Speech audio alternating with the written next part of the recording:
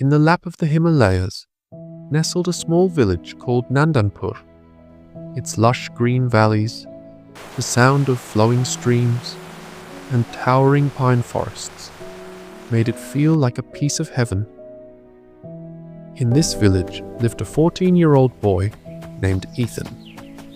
His name truly reflected his life, full of joy and light.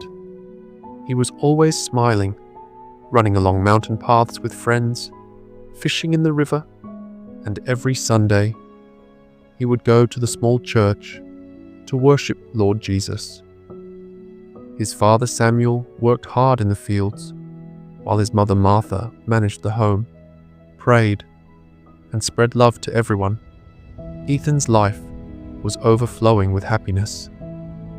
But one cold evening, everything changed. Ethan returned home after playing with friends and complained of a severe headache and exhaustion. His mother thought it was just a chill from the cold, but by night, his body was burning with fever and his breathing became rapid. The village elder Vaidya, the herbal healer, gave him some herbs, but there was no improvement. Day by day, Ethan grew weaker. The boy who had climbed mountains just yesterday now lay on the bed, moaning in pain. The sparkle in his eyes faded, and his body became a mere skeleton. Samuel and Martha sold everything they had and used all their savings to admit him to the biggest hospital in the city. For weeks, they ran every test, blood work, scans, the latest medicines, but the doctors had no answers. One day, the head doctor called Samuel aside and said, "We have tried everything possible. This is a disease we don't even have a name for. Take him home. Perhaps by God's will, something will happen." Hearing this, both parents broke down. They brought their only son back to the village, where the home was now filled with silence and tears. Ethan's condition kept worsening, but his heart remained strong. When his mother sat beside him crying, he would softly say, "Mom, don't be afraid. Jesus is with me. He calmed the storm and raised the dead. Can't he lift me up too?" His words gave Martha courage, but Samuel's mind filled with doubt. At night, he would step outside, look at the sky, and whisper, "Lord, why are you so cruel? Why this much suffering for an innocent child? I have always trusted you, but today my faith is shaking." The village pastor, Father Jakob, came every day. He prayed for Ethan and told him Bible stories, especially about the woman who had suffered from bleeding for 12 years and was healed just by touching Jesus' garment, and about Lazarus, whom Jesus raised after 4 days in the grave. Hearing these stories, a new light would shine in Ethan's eyes. He would say, "Father, if Jesus could raise Lazarus and heal that woman with just a touch of his clothes, then why not me? He can surely get me up from this bed." Seeing Ethan's unwavering faith, Father Jakob was amazed. He asked the entire village to pray for Ethan. Soon, the whole village united.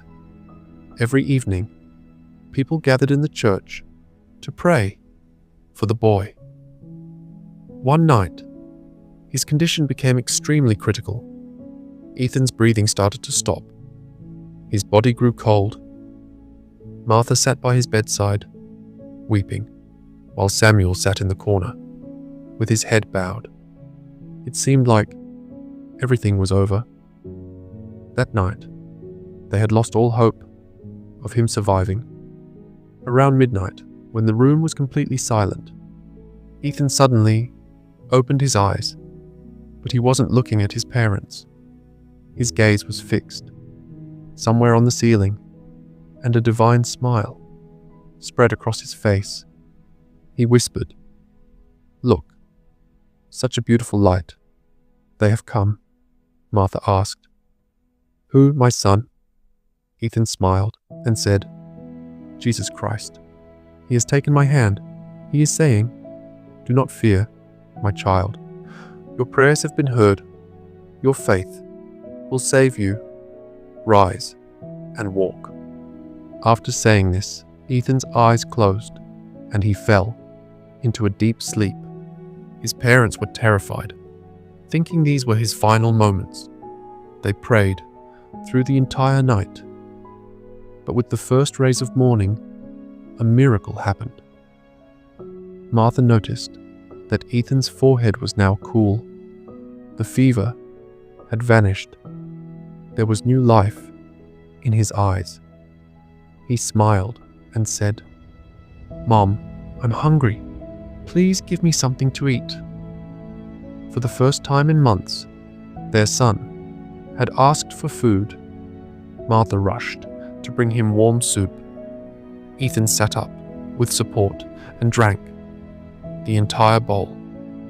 From that day onward, Ethan recovered rapidly. Within a week, he was out of bed and walking. In just a few more days, he was running through the village lanes again, laughing with his friends. His face shone brighter than ever before, where doctors had given up.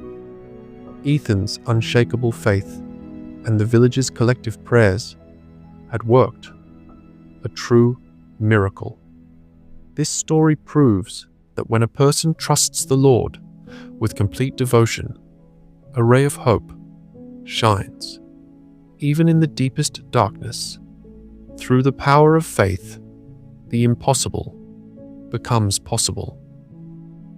How did you like this story? Like, share, and don't forget to subscribe. And write in the comment, "I trust God